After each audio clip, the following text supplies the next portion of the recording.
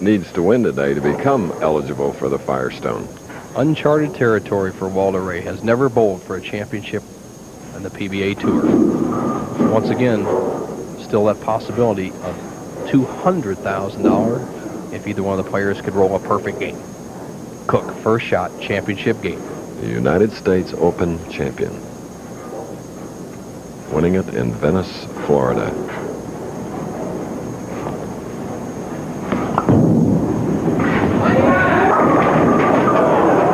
And a six-pad. The championship game. Walter, watch to see if he keeps the speed up. There's a nice shot there. Hook, sends it wide, lets it hook back nice and soft. Now watch this.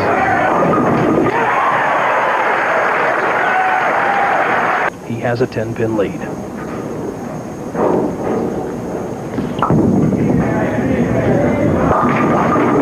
And Steve Cook comes up high, leaving the 2-4.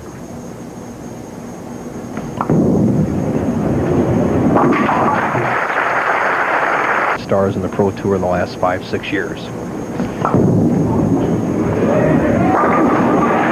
There's the Cook that has won 9 championships, including... Extend that lead to 22, third frame.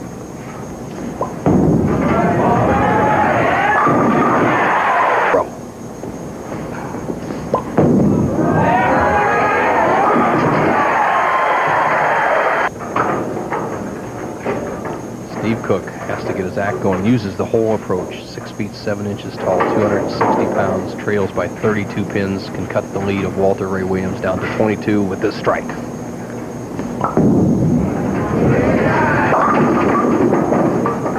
And he left the 2-pin. In the mid-1970s, turned red hot to catch Williams.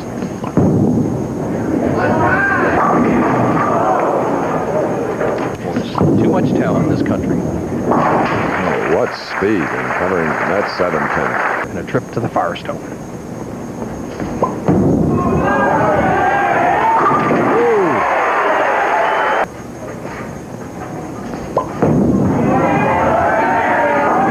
High hit and 4, 6, 7, but appreciative. Match right up. Anybody can still win. Yes. But I heard from St. Louis it's warming up about almost 60 degrees, 180 miles south of Peoria. In the lanes, you can't fiddle around for 2 more frames.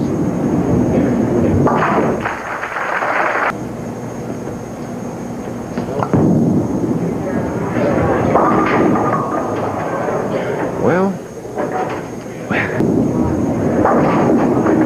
4, 6, 7, 10. It looks like a domino game. The pins are leaving up down there. and also while we're away, Walter Ray left a 3-6 mark with us.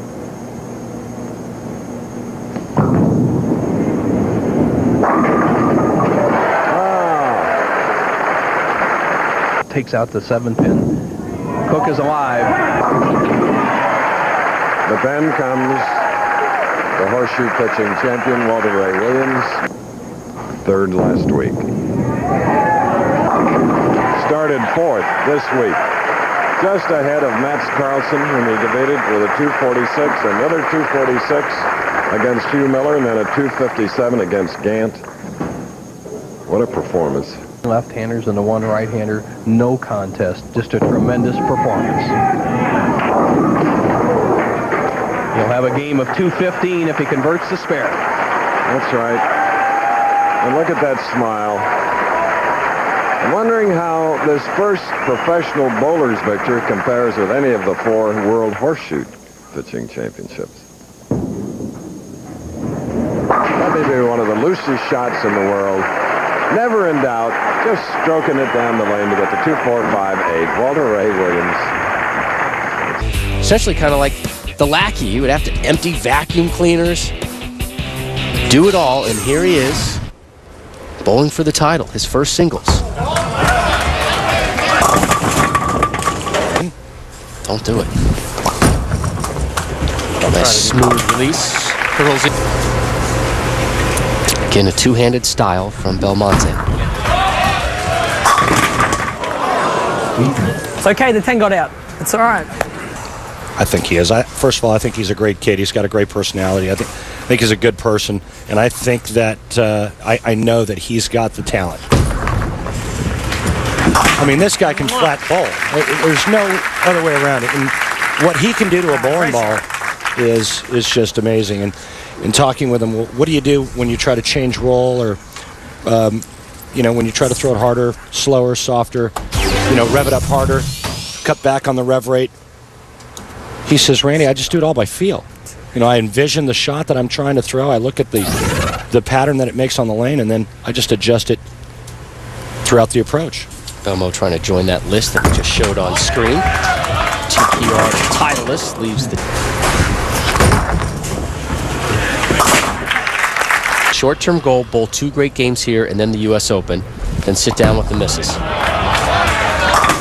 Fagan drops them off. Ever singles title.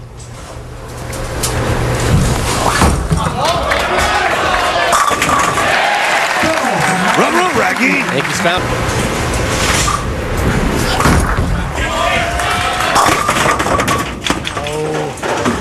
It's to the right.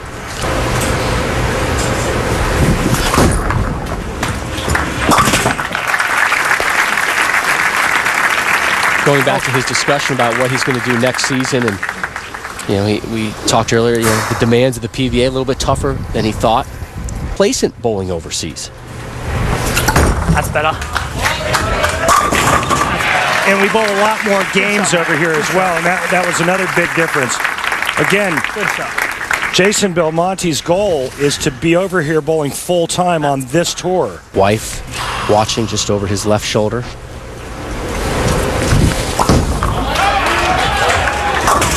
Way wide right. Oh, Michael. Oof.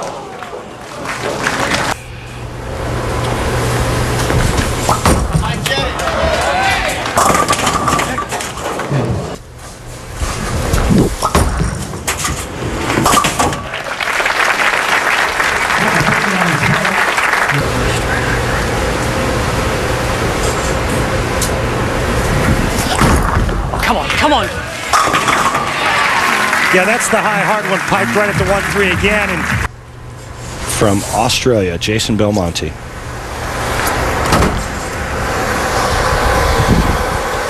They're all staying at Michael Fagan's house, right? Wife Amanda has to do all the cooking, cleaning, and you know what it's like to clean up after 3 professional bowlers? Why do you assume she's cooking and cleaning? Because that's what Michael Fagan told us. Oh, okay. And you got to think she's kind of tired of all this happening after a week. Can you guys go to New Jersey already? Carry. Oh. The angle that his ball's coming into the pocket or entering the pins at. Becoming a factor. What's up? Now, granted, he does get practice. A buddy in Patrick Allen would stay till about 3 or 4 in the morning practicing. Where are you throwing it? Sucking down some White Castles. Love it. Nice shot. So another spare conversion. The only 2 who may be able to eclipse him. Belmonte in the 8. Looks sweet. Well, no secret on that right lane for Belmo. It's just really hard. At this juncture, Jason Belmonte firmly in control. And that might just seal the deal right there for Jason Belmonte. Striking the foundation frame. His 5th of the match. Rob, that puts him in the 2 teens, and the best Michael Fagan can shoot is 201. So unless we see some disaster in the 10th frame, which I don't think is going to happen, throwing a plastic ball right at the head pin, I mean, this could be Jason Belmonte's first career win. On his first televised show. Fagan, your 1 seed. Finish strong, Michael.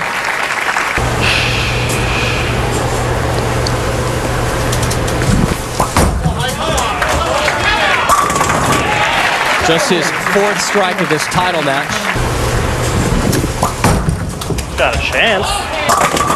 3 in a row.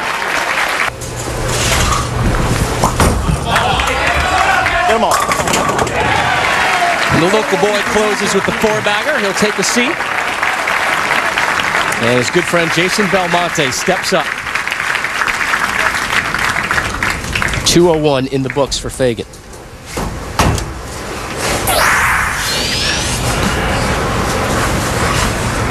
Nine pins needed for the 2 seed for his first PBA Tour title. One of your best. That was one of your best. It's one of your bests. 9 is good enough. And congratulations to Jason Belmonte, as he is locked up his first career PBA Tour title.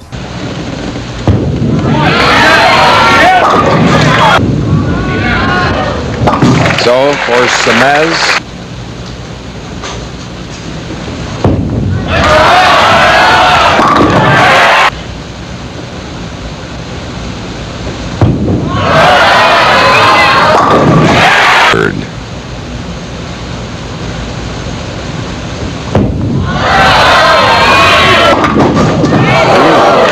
Good break. Leave.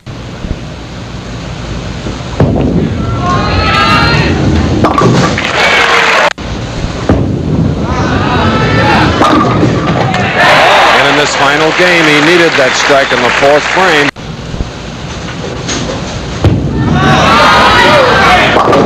That is a big double for the 43-year-old from River Edge. Team speed, it's amazing, amazing.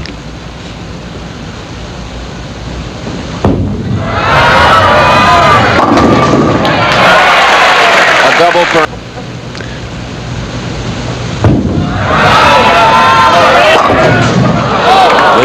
What Jack Nicklaus is to golf. Amen. But Mr. Dick Weber, I must say, paid you the highest compliment by wanting to be your doubles partner. He's got a double going. Ooh, a pocket hit and a 3-bagger. And this.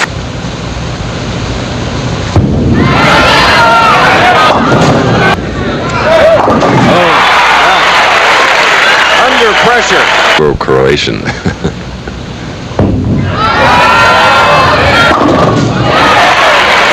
with a spur up, Anthony with a strike in the 7th frame. 8.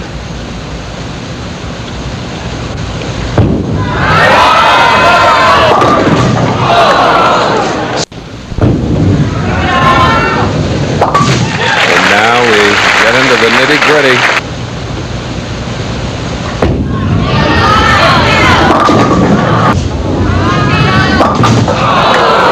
Behind the scenes up front.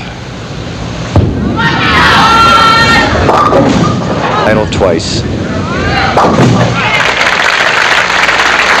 Earl knows he's in a pretty comfortable position as Speedy Smith makes a spare.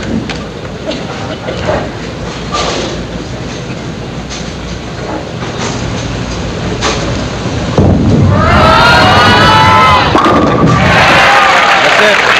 Foundational strike and a $30,000. Earl Anthony now joins Jim Godman and Dave Davis as 2-time winners of the Firestone Tournament of Champions, win number 30.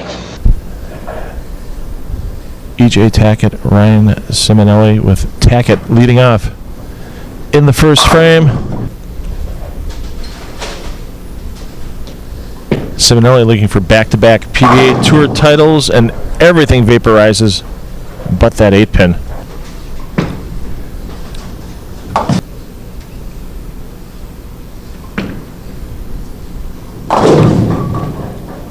Almost got the roll.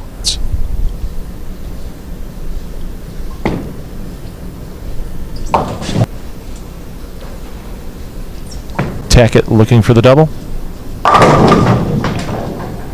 That 10-pin stands in defiance of Tacket.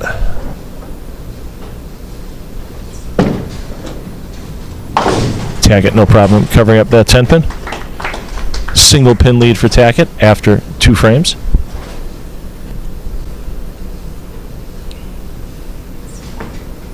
Third frame, Tacket, 10 back. And I think that he also probably has more confidence in that he can shoot better than 2-0 with that ball. To decipher all the information, You got to pick the right ball, the right line, make the good shots, and hope it's right. Because guess what? You only have 10 frames. If it's not right, and your opponent starts with a 7-bagger or 8-bagger, you're out of room. You're done.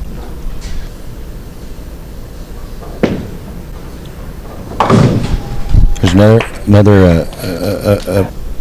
But you don't average 250 for 12 games with bad pin carry. Back-to-back light shots on lane 15.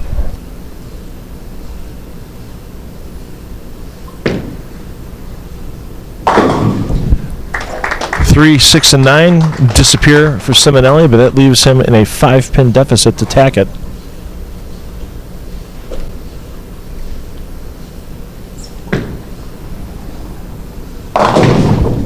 Did he just gas that one? That when that ball comes in a little late, when he left that half 10, the last time up on that right lane, the ball came in a little late for that 10 pin, and a lot of times players, they'll remember that and they'll try to give it a little extra, and that time he did. He gouged the holes out of it, got it to the dry early, and went high. Tacket up by 5, 5th frame.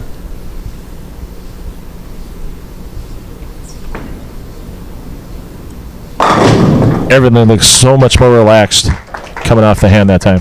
Much better shot, much cleaner shot, and let the ball just do it, what it's designed to do, along with the friction on the lane.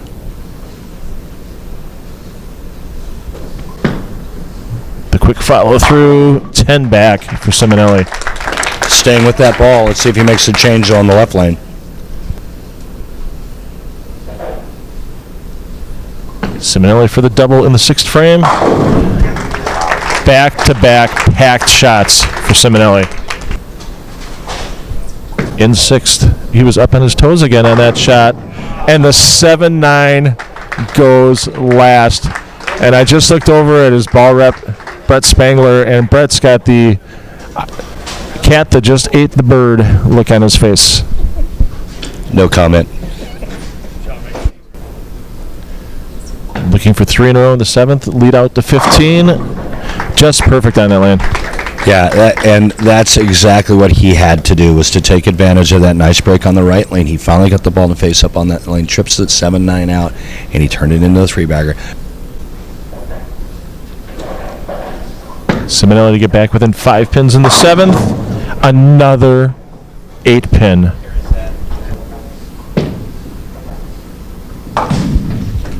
Conversion for Simonelli in the 7th.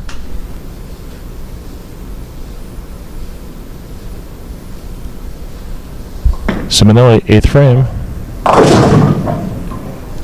And you can see it release. He wasn't happy with it. And you don't see the 6, 7, and 9 combination very often. It looked like he missed it just enough at the bottom. With his ball speed, he misses that ball that he's throwing. He misses it just a little bit. It's going to hang and do that. EJ Tacket, driver's seat now. Yeah, and EJ wasting no time getting ready to get up. EJ looking to get up by 30 pins. Almost the blower 710. He got that one a couple of boards wider at the break point. Look, Phil, he's in the driver's seat right now. He needs 9 spare, 9 spare, 9 spare the next 3 frames. And he can't lose. Oh, I know where you're going with this. Get rid of Jakubowski. Get Phil in. Okay. No, we're always want MJ here on extra frame, no doubt about that. And a great shot by Tacket in the 9th. And that's pretty much put the crown on his head and make him the champion. Ooh, really? What if he opens in the 10th, bro? And Simonelli strikes out. That's a good point. I shouldn't be counting my chickens before they hatch. That lady hasn't started singing yet.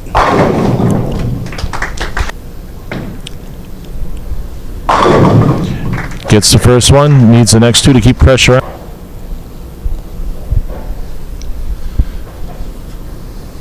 To keep the dream alive.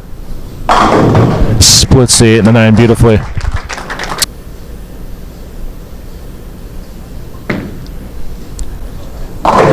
.210 for Simonelli, and any mark with 3 pins will get Tacket into the winner's circle for the 2nd time in his career on the PBA Tour.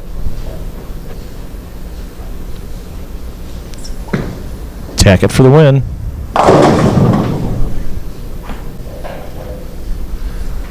head pin and 2 pin go up and around the 4. Let me tell you how close that was to being a 4-8-10.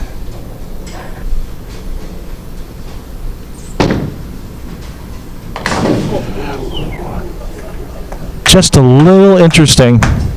PBA Extra Frame Storm Open champion. Title number 2 for E.J. Tacket. 7,000 he won in Las Vegas, has a chance to pick up another 15,000 this week if he can be the first man on the PBA 1983 tour to win 2 tournaments. Remember how he started with 7 in a row in Vegas, Chris? Yes. And remember, he was the only second with 7 strikes. First shot.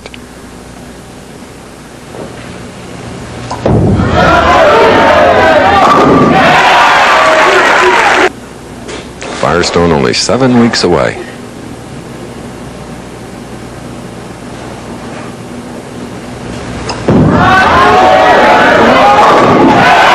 great authority.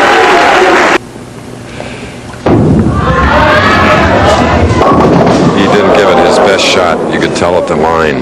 That's what happened. This is the tip we just gave this week, Chris. He must just go for the 2 over in this area and try to save the pin count.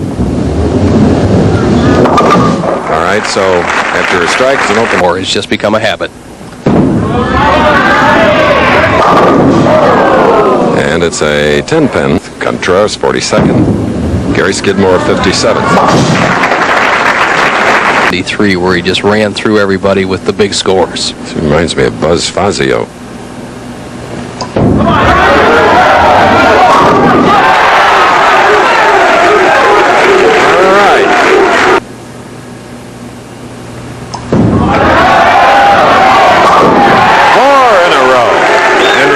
This is 18-year-old Norman Duke's 4th game today, live under the hot lights. Already with a spare up, shooting in the 4th. And that's his 2nd strike. This is the young man that won the prestigious and hard-to-win Showboat Invitational in Las Vegas earlier in our 1983 tour.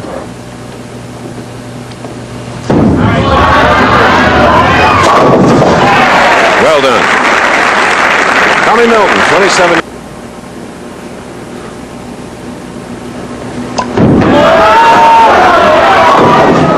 High hit, breaking the string, leaving a 4 pin. He's just pace and he doesn't have the same rhythm. Nelson on wide world today in addition to 6 frame.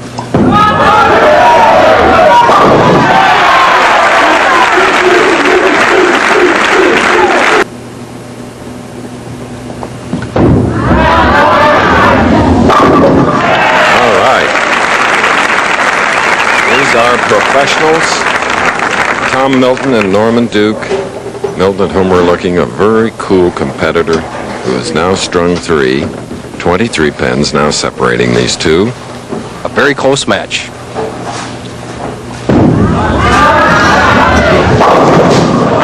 A 4 pin on the left lane for Milton. The last 2 weeks have been won by left-handers, Sal Belmonte at the roll 8s and Earl Anthony last week.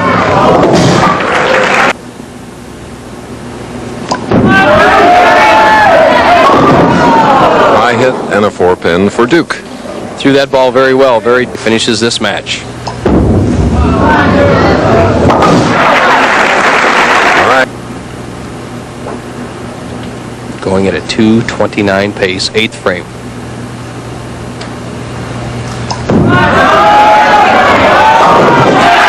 When he needs them, he gets them.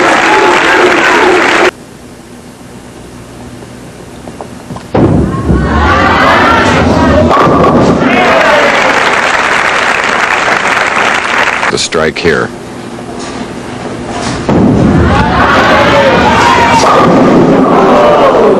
Tough break, leaving the 10.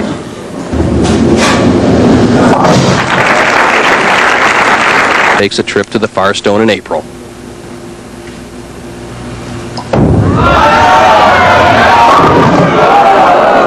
It's not over yet.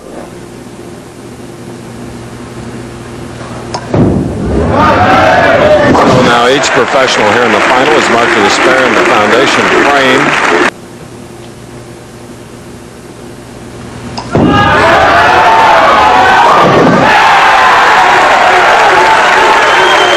Contras earlier in the year gained a lot of fans in his first victory, and this 5'6", 122-pounder. This year he's 5 times in the championship round, but he's going against a very tough player, experienced Pete Mccordic, who doesn't give matches away. He's a tough competitor. Out of Houston, Texas.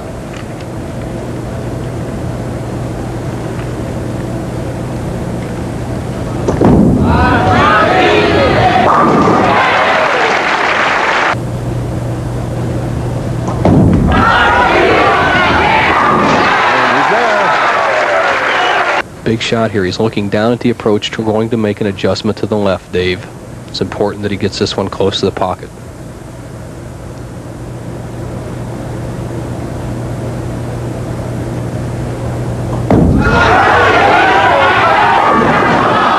Has to make this spare first, though.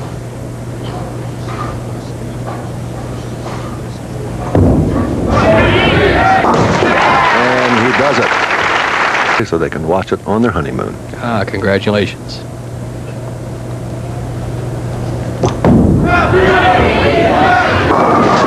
little thin.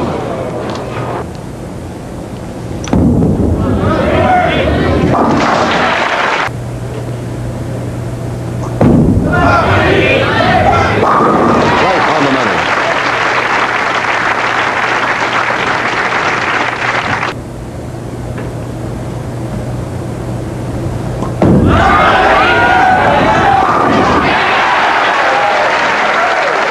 He does own lane 28, doesn't he?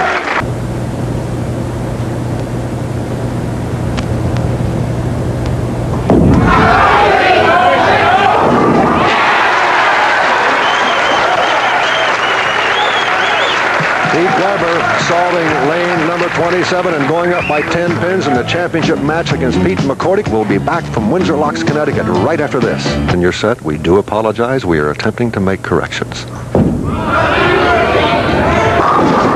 We could correct our transmission problems as well as Pete Weber has corrected his problems on lane 27 turn.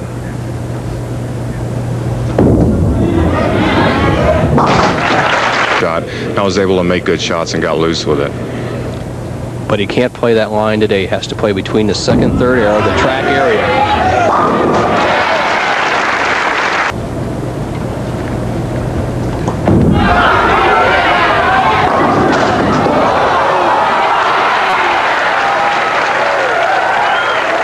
Better thank somebody for that. Fortuitous again, right? No doubt about it. He has the 4-7-10 going in there. He's cutting through the 6-pin, lays down in the channel. The 3-pin comes over and gives him a little love tap.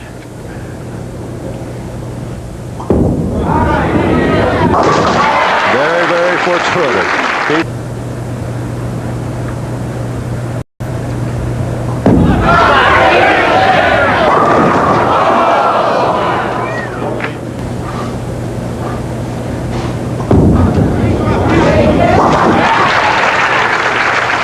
Gets it. This young man who is 5th in earnings in 1982.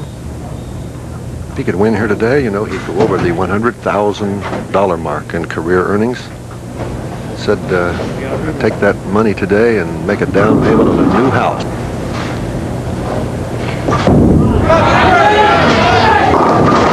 A little thin. Proved into a real great player.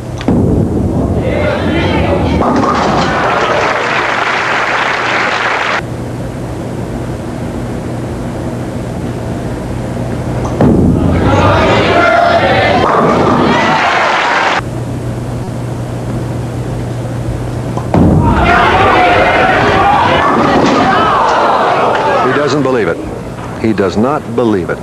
Solid 9 in the 6th, solid 10 in the 7th frame. The 6-pin just flies right over above the 10. Peter kind of blocks it out, but when we call it a solid 10 is when the 6-pin doesn't lay in the channel. But in the tournament, he's taken extra time, and they've been so important in the matches thus far.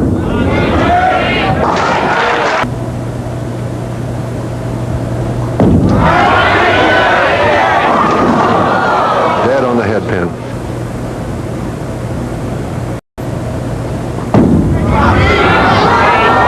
Misses it, gets the 10, leaves the 3. surprises me, he went with a hook ball after that, David. He throws a straight ball for the 6-pin, the 10-pin, the 9-pin, all his single-pin spares, and yet the hook ball cuts down his odds of making the 310. The straight shot, as he had been using those single-pin spares, would have been a much better choice.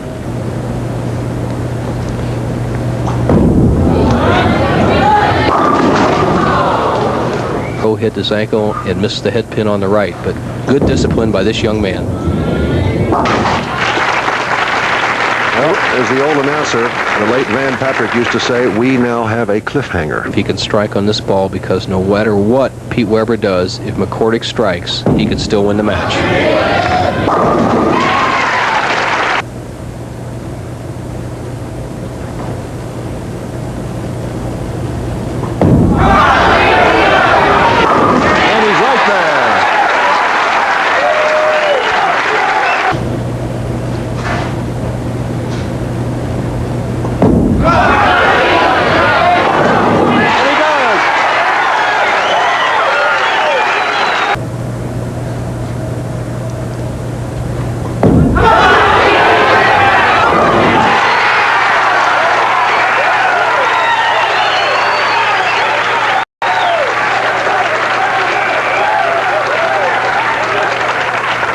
Look at this. Look at that excitement. Pete Weber with a 7 count or better will force Pete Mccordic to throw 2 strikes.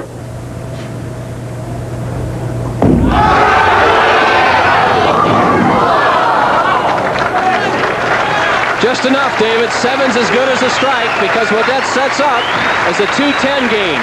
Mccordic must strike twice to win. If he strikes and gets 9, the final score would be 209 to 210.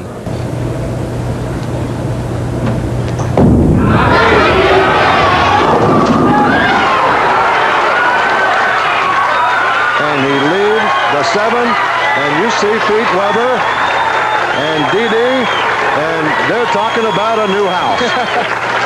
And a trip to the Firestone. That's not perspiration, ladies and gentlemen. Those are tears of joy.